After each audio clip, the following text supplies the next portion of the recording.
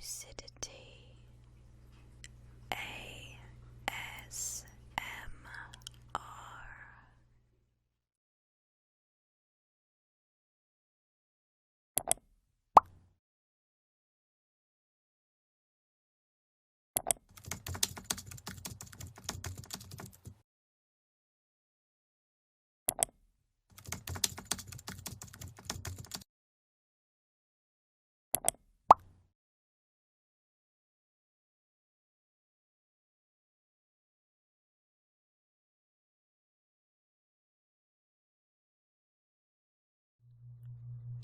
Welcome.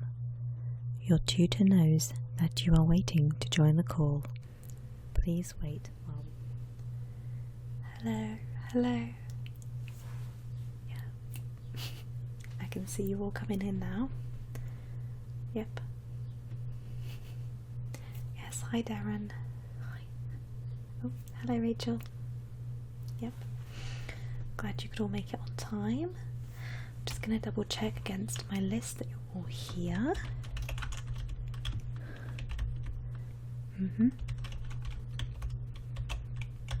Let's see who we're missing. Steve. Oh, there you are, you just popped in. Hi Steve. Fabulous. So it looks like you're all here. So before we get started today, obviously I want to apologise again. Obviously you guys have read the email from last week, otherwise you wouldn't be here. So unfortunately there is still a delay on reopening the studio, I'm afraid. So for now they've given us a time frame of about 3-4 weeks. Yeah, as soon as I know, you guys will know. I'm so sorry that I don't get to meet you in person at the moment, but I can see all your faces on the screen, so it feels like I've kind of met you guys already. But anyway, I digress. So for the next 3 weeks we will be doing the classes online, and you would have had a timetable that was emailed to that address as well. Okay, so can everybody confirm that they've got their timetables?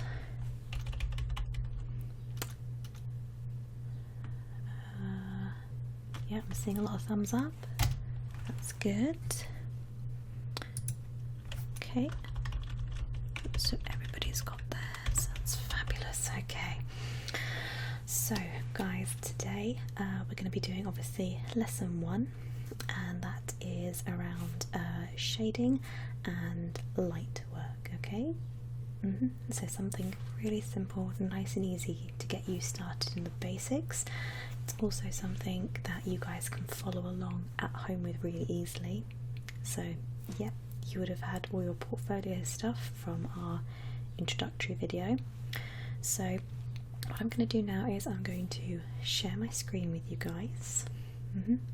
I'm going to be doing this digitally on some software, and you guys are going to be at home hopefully sort of copying, writing notes, all that sort of thing. Yep, so you'll be doing it all hard copy with your pens and pencils, and I'm going to be doing it digitally, sorry, for you guys, but you'll hopefully see what I see. So I'm going to just share my screen with you guys now, and then you'll be able to follow along with me, alright? Okay, so at any point during this class, please save any questions that you have for the end, okay? Alright, okay, so I'm just going to share my screen with you guys. I hope you've got your pencils ready. Alright, fab. Okay, so I'll just switch over now. Alright. So, can everybody see and hear? Yep, so you can all see what's on my screen here. Good, okay, so for the start of today's lesson, I'm going to take it nice and simple and easy and guide you guys in slowly. So as you can see here, we have our basic 2D shapes. So we have a circle, a square and a triangle as a basis. Nothing too fancy, okay?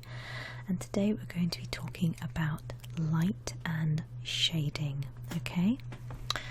So when it comes to a 3D object, so something that casts a shadow, there are things we need to take into consideration before we can start to draw our shapes, okay? So you guys will be practicing this at home in your sketch pads, but as we are doing the class online today, I thought it might be easier to use this fab program right here, okay? So we'll start with our circle here, and you'll see that your 2D circle is just a flat, round shape, okay?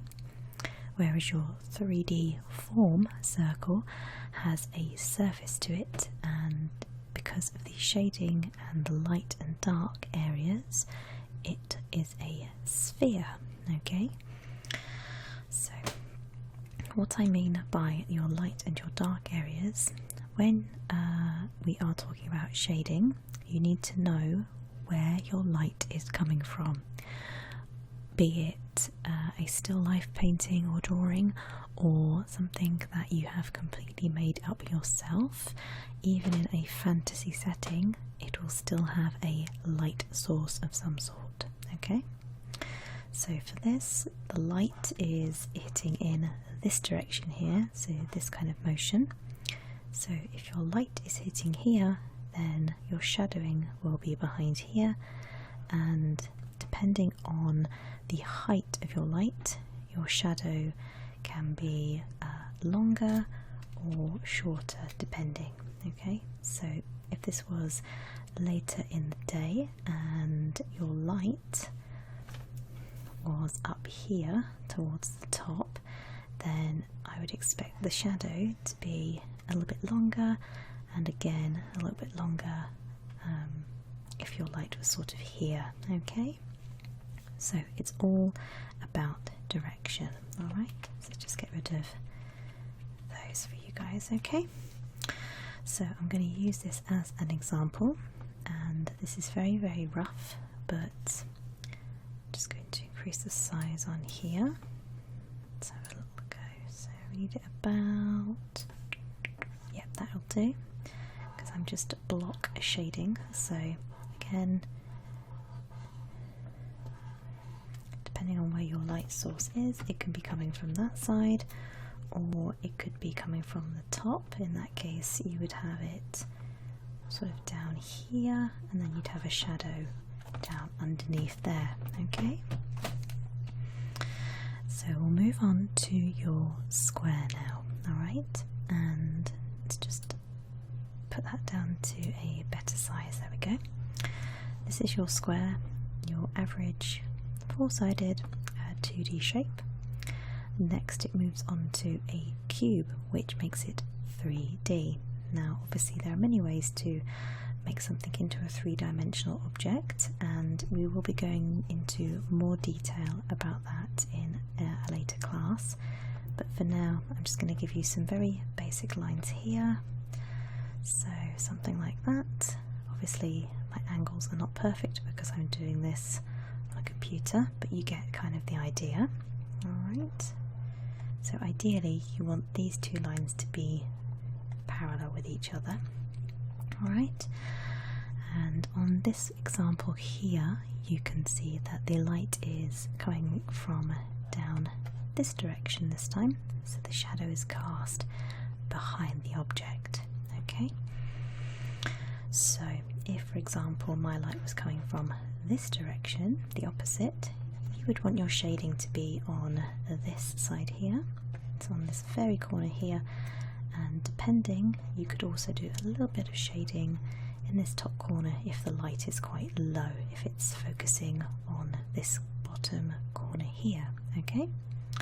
You could always do a little bit of shading underneath this corner as well, okay? So that just gives you another example, alright? And again, same with the pyramid, obviously it starts off as a triangle, and then you can move on to cones and pyramids depending on the angle that you use. Okay, so for the triangle, if you wanted to make it into a cone, you basically have a semicircle there, and then you want to kind of join it around like that. Alright, so that gives you your cone shape. Okay, and then again, depending on which side your light is hitting from, you can shade it either side.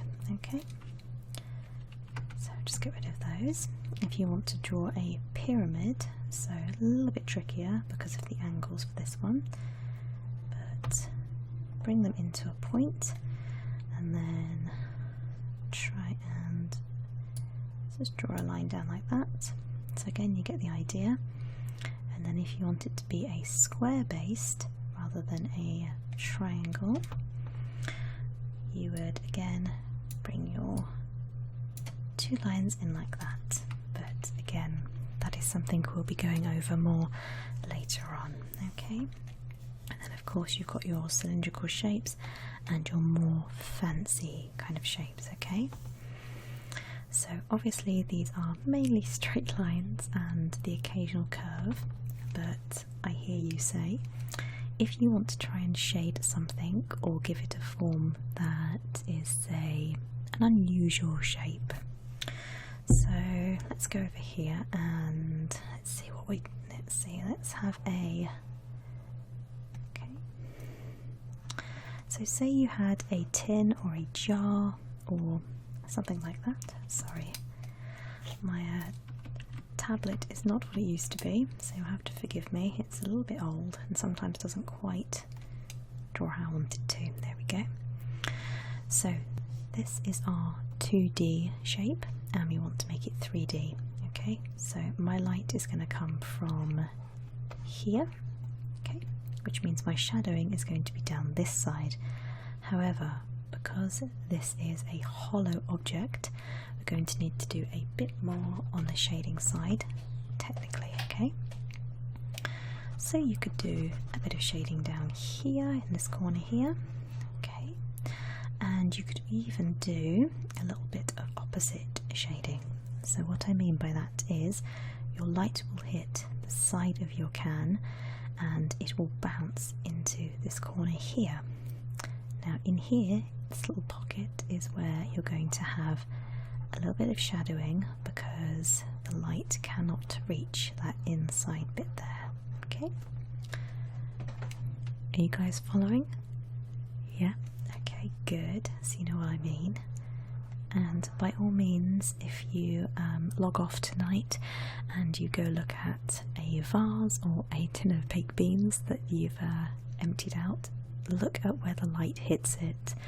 A task I want to set for you guys for the week is find an object and either a torch or a candle, some sort of light source, and just play around with looking at where the light hits and bounces off of things and such. Okay, it'll be really good for your observations when you come into the studio to do your drawing classes. Okay, but for now, unfortunately, we're just going to have to do the first few online until the studio opens back up again.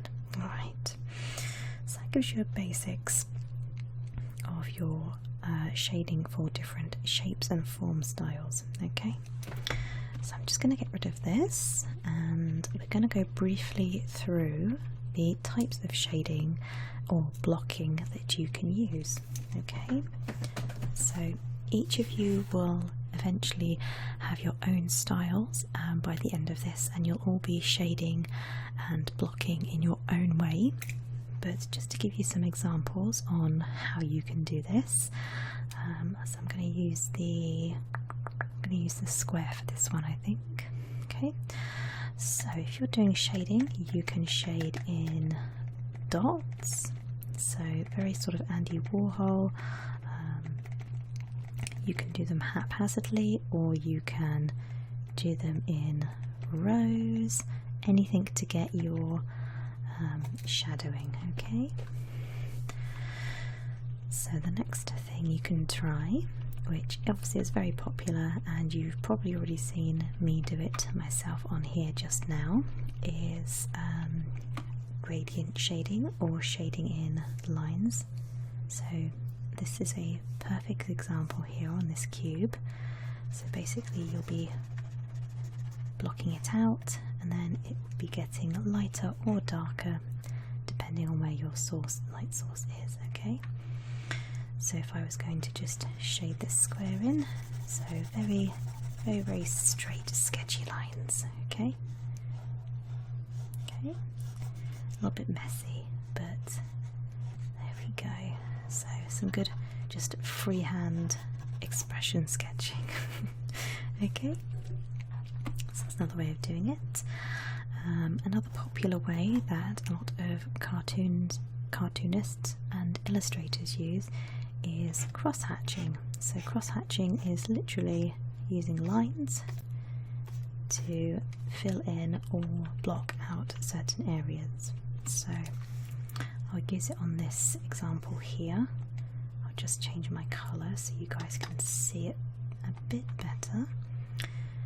Okay, so if I was doing it on here, I would do just little lines like that, and then again little lines the opposite way.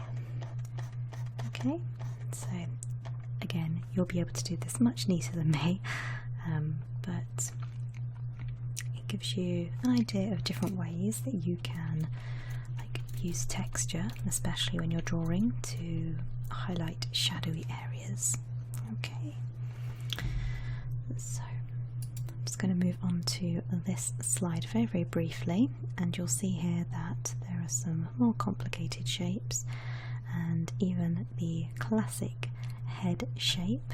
Okay, and these guidelines here are basically to give you an idea of 3D and how you can shade them as well. So, for example, again we'll use this head, sort of oval shape, and again it will be very similar to our spheres or our circles. So if the light is hitting your subject from this angle, you'll want to shade their face and all their details on this side. Okay, so this will be the darker side of your portrait. Okay. And again, when it comes to these kind of shapes, you can either keep them as a solid or they can be hollow on the inside, so you can shade them on the inside, or you can shade them on the outside like this. Typically with rounded objects you'll want to work with the shape rather than against it. Okay, so there you go. So just give you an idea. Yep, there we go. Okay, so if your light was coming from this direction, this side would be the brightest, and it would generally fade off into the dark there for your shading. Okay, alright, so let's just get rid of this so we can work on it again. Alright, and again here, this is just showing you some examples of shadowing. Especially when you're blending out shadowing, you'll want to go for softer pencils, so you'll want your B pencils. Anything from the B range is perfect. I typically use a H pencil to get these crisp lines here, and then I would probably use a 4 or a 6B for the shadowing here, and this is your gradients along the bottom. Okay, and again you'll see the example from something that is hollow, so the light is hitting it from this side here, potentially this angle, because the shadow is going off at an angle. You'll notice it's not going flat, it's going at an angle. Okay, so you'll have your light hitting the side, and you'll get a shadow this side, and you'll get that shadowing inside as well, as it's a hollow object. Okay, So does that make sense for everybody? Yeah, good. So before we finish up, are there any questions you guys want to ask me at all?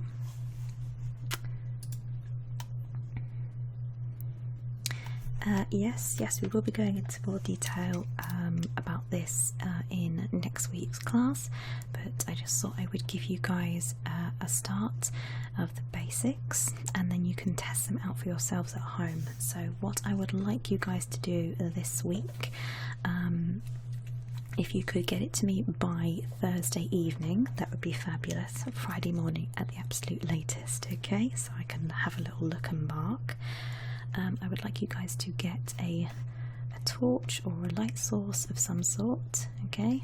And basically practice different light directions. So looking at whether something is lit from underneath or the side, how objects with certain dents or engravings in them look different with light.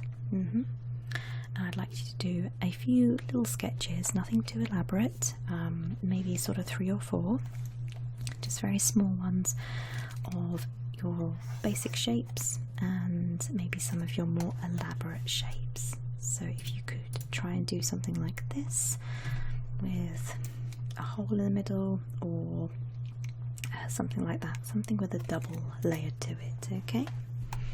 That would be fab. Alright guys, so if you could scan or send me pictures even of the work that you've done for that week, again by Thursday or Friday morning at the absolute latest if you guys are running behind, that would be fab. And I will see you guys in the next lesson, alright? Okay, so let's just close this down.